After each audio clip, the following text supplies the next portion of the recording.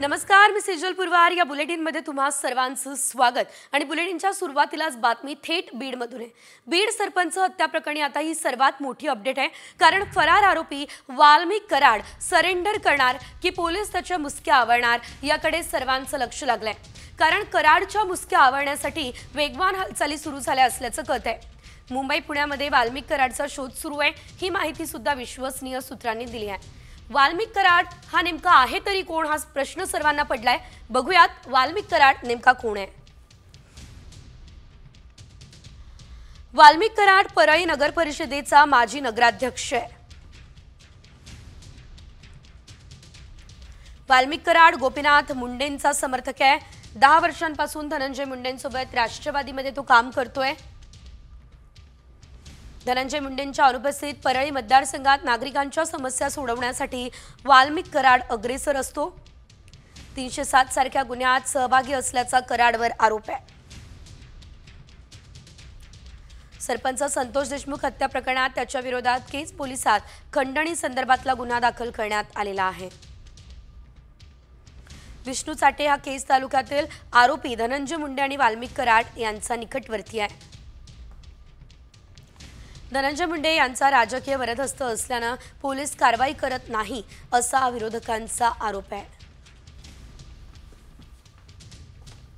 तर एकंदरीत हा वाल्मिक कराड नेमका कोण आहे हे आपण पाहिले, मात्र कारवाई काय होते हे बघणं महत्त्वाचं. बातमी म्हाडा संदर्भातली, कारण म्हाडा कर्मचाऱ्यांनी आज लेखणी बंद आंदोलन सुरू केलं. म्हाडाचे उपाध्यक्ष संजीव जयस्वाल यांच्यावरती गुन्हा दाखल करण्यात आलाय. एका निवृत्त पोलीस अधिकाऱ्याला मारहाण केल्याचा जयस्वाल यांच्यावर आरोप आहे. जयस्वाल यांनी आता मारहाण करत एन्काउंटर करण्याची आणि पेन्शन बंद करण्याची धमकी दिली. हा आरोप सुद्धा निवृत्त पोलीस उपनिरीक्षक विजय चाळकेंनी केलाय. तर निवृत्त पोलिसांनी अधिकारी आणि कर्मचाऱ्यांना अपशब्द वापरले, हा आरोप म्हाडाच्या कर्मचाऱ्यांनी केला. आणि म्हाडाचे वरिष्ठ अधिकारी आणि महिला कर्मचारी यांच्याबद्दल अपशब्द वापरणाऱ्यांच्या निषेधार्थ कर्मचाऱ्यांनी आज लेखणी बंद आंदोलन सुरू केलं.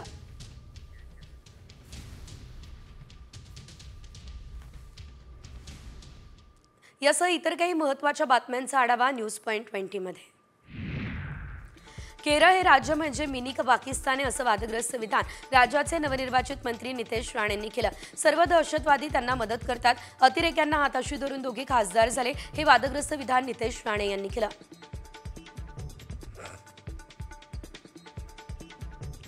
अभिनेत्री प्राजक्ता माळीनं काल मुख्यमंत्री देवेंद्र फडणवीस यांची भेट घेतलेली आहे. निवेदन दिलंय, प्राजक्ता माळीच्या सन्मानाला बाधा येईल असं कुठलंही कृत्य खपवून घेणार नाही आणि त्यावर कारवाई केली जाईल असं मुख्यमंत्र्यांनी आश्वस्त केलं. ही माहिती मुख्यमंत्री कार्यालयामार्फत देण्यात आली. मंत्री पंकजा मुंडे यांनी पवित्र प्राजक्ताची पवित्र फुलं असं साहित्यिक भाषेतलं ट्विट केलंय. सर्वच महिलांना कणखर राहायला हवं, स्वतःला कणखर बनवायला हवं असं म्हणत त्यांनी समर्थन केलं.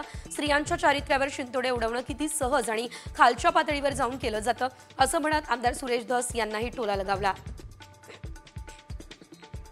सरपंच हत्या प्रकरणी फरार आरोपी वाल्मिक कराडसह 4 आरोपींची बँक खाती गोठवण्यात आलेली आहे. मुख्यमंत्री देवेंद्र फडणवीस यांनी आदेश दिले, त्यानंतर 24 तासांमध्ये सीआयडीने दणका दिलाय. दरम्यान आता सरपंच हत्येप्रकरणी फरार आरोपी वाल्मिक कराड सरेंडर करण्याची शक्यता आहे. खंडणी आणि अपहरण प्रकरणामध्ये कराडचं नाव समोर आलंय. आरोपींच्या ठशाचे निशाण हे जुळले अशी माहिती आहे. फरार आरोपींचा शोध घेण्यासाठी सीआयडीच्या 9 पथकांकडून कसून तपास सुरू आहे. शिवसेनेचे खासदार रवींद्र वायकर यांच्या आता गाडीचा अपघात झालेला आहे. तर जोगेश्वरीच्या SRPF कॅम्पच्या प्रवेशद्वाराजवळ हा अपघात झालाय. अपघातामध्ये कोणती जीवितहानी मात्र झालेली नाही. अपघातावेळी यावेळेस वायकर गाडीमध्ये असल्याची माहिती आहे. दरम्यान चालक मद्यधुंद अवस्थेत होता, ही माहिती सुद्धा सूत्रांनी दिली आहे. बीडमधल्या सरपंच हत्येच्या पार्श्वभूमीवर मागील 11 महिन्यांमधील गुन्ह्यांचा आढावा घेण्यात आला. यात प्रत्येक आठवड्याला एकाचा बळी घेतला जातोय असं समोर आलंय. प्रत्येकी 2 दिवसाला एकाला जीवे मारण्याचा प्रयत्न केला जातोय असं सुद्धा समोर आलंय. यवतमाळच्या वडकीमध्ये चोरट्यांनी धुमाकूळ घातलाय. मध्यरात्री 3 दुकानांवरती डल्ला मारलाय. एका मोबाईल शॉपीमधून महागडे मोबाईल आणि रोख रक्कम, 2 किराणा दुकानांमधून रोख आणि किराणा साहित्य असा लाखो रुपयांचा मुद्देमाल या चोरट्यांनी लंपास केलाय. हे चोरटे आता सीसीटीव्ही कॅमेऱ्यात मात्र कैद झालेत.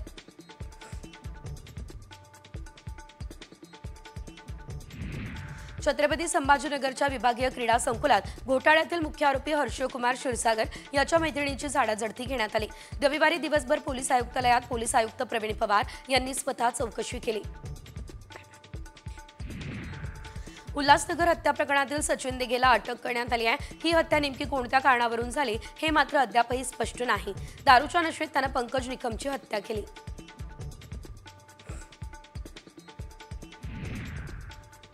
आपसी वादातून मामाने आपल्या भाच्यावर हल्ला केलाय। एका भाच्याची हत्या केली आहे तर दुसरा भाचा गंभीर आहे। मेयो रुग्णालयामध्ये उपचार सुरू आहे। वादाचं कारण मात्र अद्यापही अस्पष्ट आहे।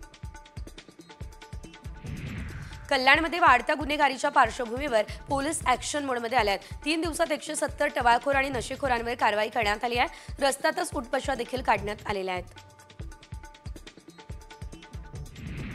वाशिम जिल्ह्यात ऑनलाईन फसवणुकीचे प्रकार वाढले। या वर्षात सायबर चोरट्यांनी 706 घटनांमधून तब्बल 4 कोटींवर हात साफ केला।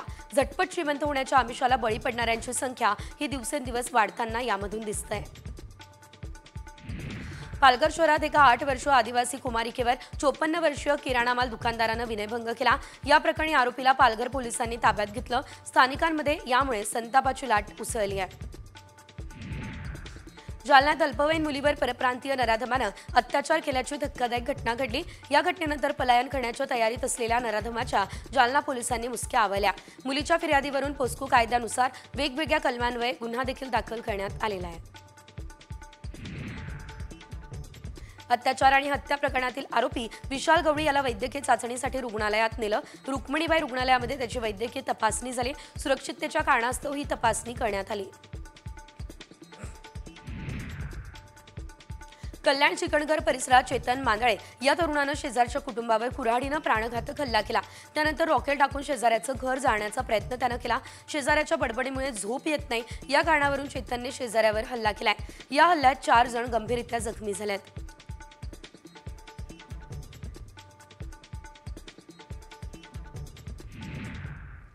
आणि यानंतर बघूयात एक मोठी आणि महत्त्वाची बातमी, ती म्हणजे कुठल्याही प्रकल्पाला विरोध करण्यापूर्वी वस्तुस्थिती जाणून घ्यायला हवी। कोकणातील रिफायनरीवरून दीपक केसरकर यांनी ही प्रतिक्रिया दिली आहे। रिफायनरीमुळे प्रदूषण होणार नसेल तर त्याचा विचार व्हायलाच हवा। ही वस्तुस्थिती लोकांसमोर मांडली पाहिजे असं सुद्धा केसरकरांनी यावेळेस म्हटलंय। ज्यावेळेला एनरॉन व्हायचा होता त्यावेळेला त्याच्यापेक्षा मोठे मोर्चे निघाले। असं सांगण्यात आलं की कोकणामधले काजू, आंबा, मासेमारी सगळ्यावर परिणाम होणार। त्याने एनरॉन कितीतरी वर्ष चालू होता, कुठेही आंब्यावर परिणाम झाल्याचं जाणवलं नाही, कुठेही काजूवर परिणाम झाल्याचं जाणवलं नाही, कुठेही मासे मेले नाही। त्याच्यामुळे जे काही जाहीर केलं होतं त्याप्रमाणे इथे ग्रीन रिफायनरी व्हायची होती आणि जर ग्रीन रिफायनरी होणार असेल आणि त्यातून प्रदूषण होणार नसेल तर निश्चितपणे त्याचा विचार झाला पाहिजे।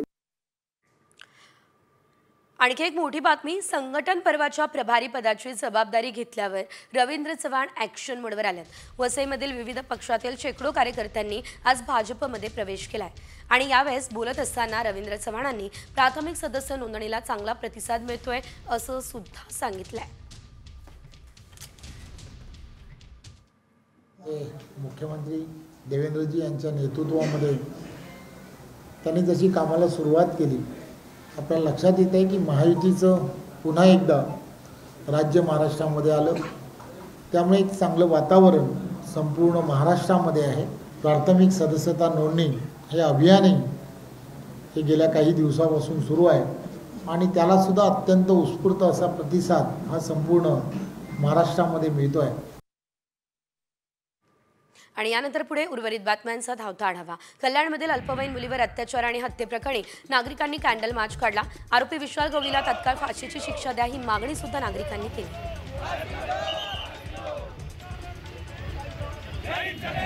संभाजीनगर जिल्ह्यातील कन्नड घाटात मालवाहतूक करणारा ट्रक कठडे तोडून 50 फूट दरीमध्ये खोल कोसळला। घाटातील वळणावरती ट्रकवरील नियंत्रण सुटलं, त्यामुळे ट्रक कठडे तोडून दरीमध्ये पडला। मात्र अपघातात कोणतीही जीवितहानी झालेली नाही आहे असं स्थानिकांनी सांगितलंय। मुंबईकर महिलेचा हिमाचलच्या मंडीमध्ये मृत्यू झाला। मनालीवरून परतीच्या प्रवासात मंडीमधल्या घाट रस्त्यामध्ये कारवरती दरड कोसळली आणि जागीच मृत्यू झालाय। कारमधले इतर 2 प्रवासी गंभीररित्या जखमी झालेत।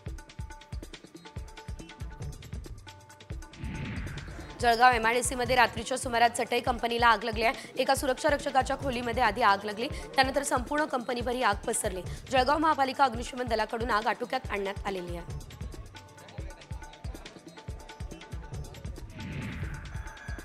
नाशिकच्या सप्तशृंगी देवीचं दर्शन आता 24 तास घेता येणार आहे. 2 जानेवारीपर्यंत भाविकांना दर्शनासाठी मंदिर खुलं ठेवलं जाणार आहे. नवीन वर्षाचा नवीन संकल्प घेऊन या ठिकाणी भाविक दर्शनाला येतात, त्यामुळे विश्वस्त मंडळानं हा निर्णय घेतलाय. तुळजाभवानी मातेच्या मंचकी निद्रेस मंगळवारी सायंकाळी प्रारंभ होणार आहे. दरम्यान तुळजाभवानी मातेचा शाकंभरी नवरात्र उत्सव 6 जानेवारीला घटस्थापनेने सुरू होईल. शाकंभरी नवरात्र उत्सव 31 डिसेंबर ते 14 जानेवारी या कालावधीमध्ये साजरा केला जाईल. नांदेडच्या माळेगाव या ठिकाणी खंडोबाच्या पालखी सोहळ्यामध्ये लाखो भाविकांनी गर्दी केली. खंडोबाची आणि मानकऱ्यांची पालखी काढून यात्रेला सुरुवात करण्यात आली. 5 जानेवारीपर्यंत हा यात्रा उत्सव चालणार आहे. विविध कार्यक्रमांचं आयोजन देखील या ठिकाणी करण्यात आले आहे. जेजुरी गडावर सोमवारी सोमवती अमावस्या यात्रा भरेल. या यात्रेनिमित्त जेजुरी गडाला आकर्षक विद्युत रोषणाई करण्यात आली आहे.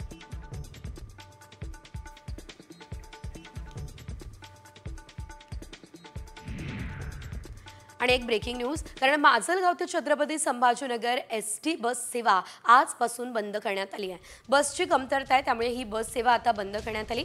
माजलगावहून दररोज 300 ते 400 प्रवासी छत्रपती संभाजीनगरला जातात. मात्र अचानक ही बस सेवा बंद करण्यात आली, त्यामुळे आता प्रवाशांची गैरसोय होते.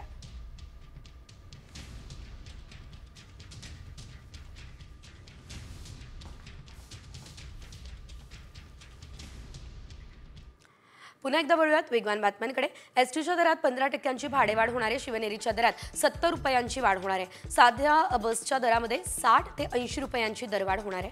महामंडळानं दिलेल्या प्रस्तावावर राज्य परिवहन प्राधिकरण सध्या सकारात्मक आहे, त्यामुळे नवीन वर्षात या भाडेवाढीची अंमलबजावणी होणार आहे.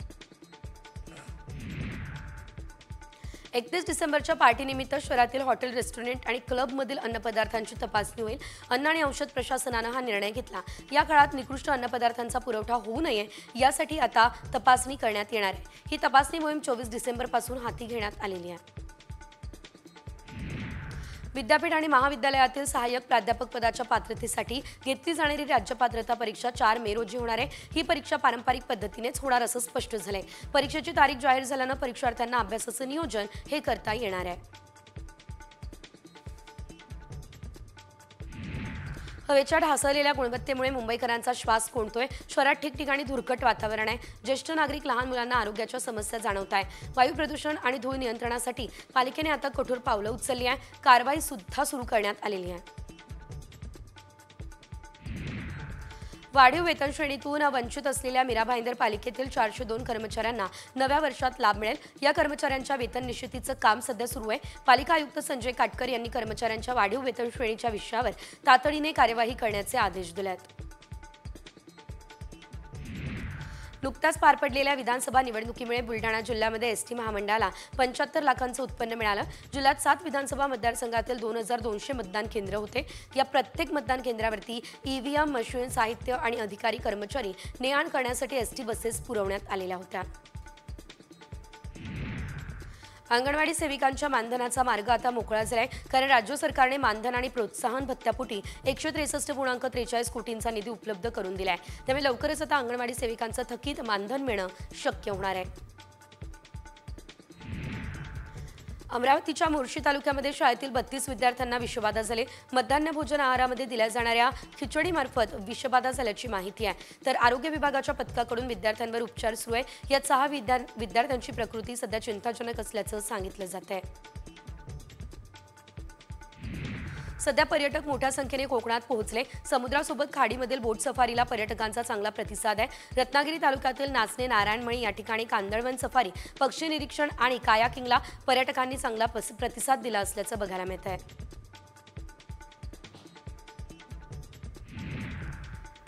सातारा जिल्ह्यातील निसर्गरम्य पर्यटन स्थळं पर्यटकांनी बहरली. साताऱ्यातील तापुळा, मुनावळे, बामणोली या पर्यटन स्थळांवरती पर्यटकांनी मोठी गर्दी केली आहे. मुनावळे या ठिकाणी वॉटर स्पोर्ट्सचा आनंद घेण्यासाठी पर्यटकांची झुंबड उडाली असल्याचं बघायला मिळालं.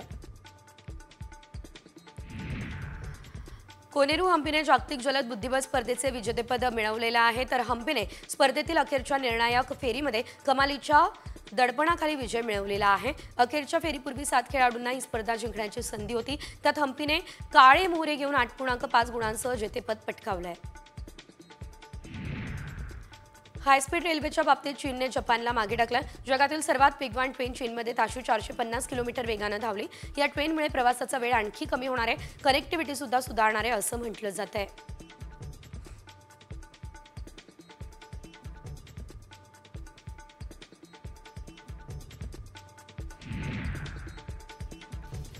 राधानगरी मार्गावरती आता दाट धुक्याची चादर पसरली आहे। भोगावती ते खिंडी वरवडे या मार्गावरती प्रचंड धुकं पसरलंय।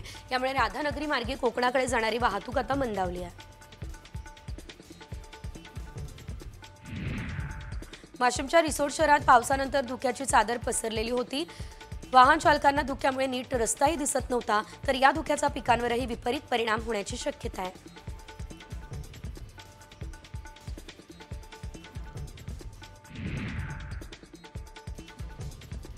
राज्यातली थंडी आता गायब झाली असल्याचं बघायला मिळतंय, मात्र नवीन संकट सर्वसामान्यांसमोर आणि शेतकऱ्यांसमोर उभं राहणार असंच सध्या तरी दिसतंय। कारण थंडी गायब झाल्यानं राज्यात उकाडा वाढणार आहे। ढगाळ हवामानामुळे किमान तापमानामध्ये वाढ होणार आहे। थंडी गायब झाली आहे, मात्र याचा पिकांवरती परिणाम देखील विपरीत होणार आहे। नाशिक जिल्ह्यामध्ये 1.5 लाख शेतकरी मदतीच्या प्रतीक्षेत आहेत। अवकाळी आणि अतिवृष्टीची मदत कधी मिळणार याकडे शेतकऱ्यांचे डोळे लागलेत। 3 वर्षांमध्ये 1.5 लाख शेतकऱ्यांचं 180 कोटींचं नुकसान झालंय। बागायती, जिरायती आणि फळपिकांचं देखील नुकसान झालंय। यवतमाळ जिल्ह्यात काही दिवसांपासून ढगाळ वातावरण आहे। या वातावरण बदलामुळे गहू आणि तुरीच्या पिकाला फटका बसण्याची शक्यता आहे, त्यामुळे शेतकऱ्यांमधून आता चिंता व्यक्त केली जाते।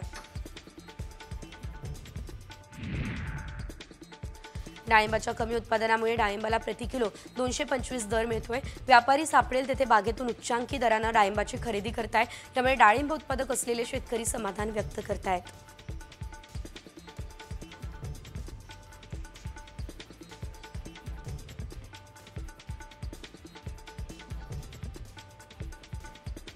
वाशिम जिल्ह्यामध्ये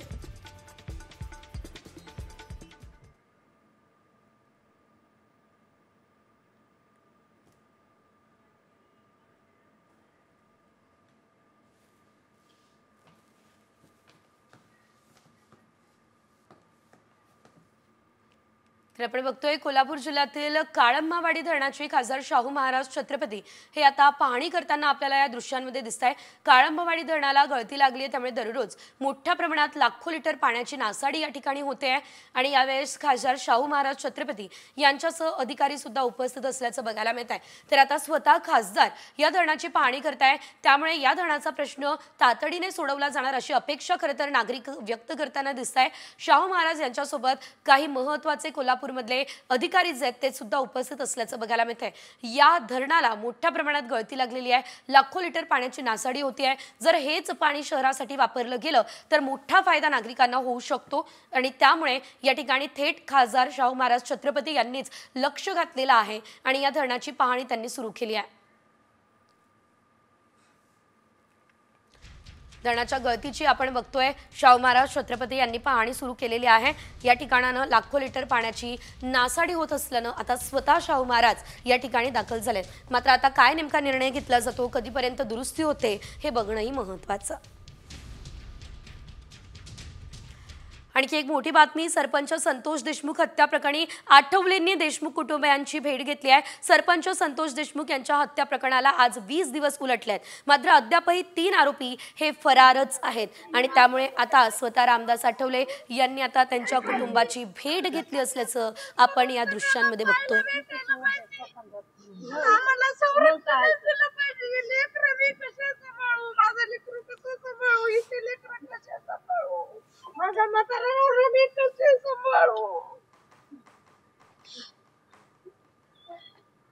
तुम्ही काय ती बघा पटकन तात्काळ हे करा। झालेच पाहिजे आणि ह्यांना न्याय मिळालाच पाहिजे। कशाची अपेक्षा नाही, फक्त न्याय पाहिजे। पुन्हा एकदा घेऊयात बातम्यांचा वेगवान आढावा। खानदेशात केळी दरात घसरण सुरू आहे। किमान दर 800 आणि कमाल दर 1600 रुपये प्रति क्विंटल असा आहे। केळीची आवक कमी आहे, परंतु उत्तरेकडे थंडी, पाऊस आदी कारणे आहेत, त्यामुळे केळीची मागणी घटली आहे। त्यामुळे आता शेतकऱ्यांवरती मोठं आर्थिक संकटही आलेलं आहे। नव्या तुरीची देशातील काही बाजारांमध्ये आवक आता सुरू झालेली आहे। देशातील बाजारात सध्या तुरीला 7500 ते 8000 रुपयांच्या दरम्यानचा भाव मिळतोय। तुरीला उठाव चांगला आहे, तर बाजारातील सध्याची आवक कमी आहे। पुढील काही आठवड्यांनंतर तुरीची आवक वाढण्याचा अंदाज व्यापारी व्यक्त करताना दिसतायत।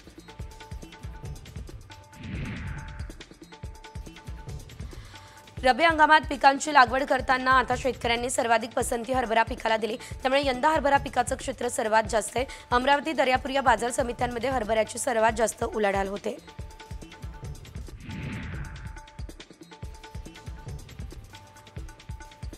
रायगड जिल्ह्यामध्ये पोपटी प्रसिद्ध आहे। शाकाहारी आणि मांसाहारी दोन्ही प्रकार पोपटीचे उपलब्ध आहे। जिल्ह्यातील टपोऱ्या दाण्यांना, गावठी शेंगांना पोपटीसाठी अधिक मागणी असते। अद्यापही गावठी वालाच्या शेंगा बाजारात आलेल्या नाही आहे, त्यामुळे पोपटीमध्ये पुणेरी वालांचा वापर वाढलेला आहे।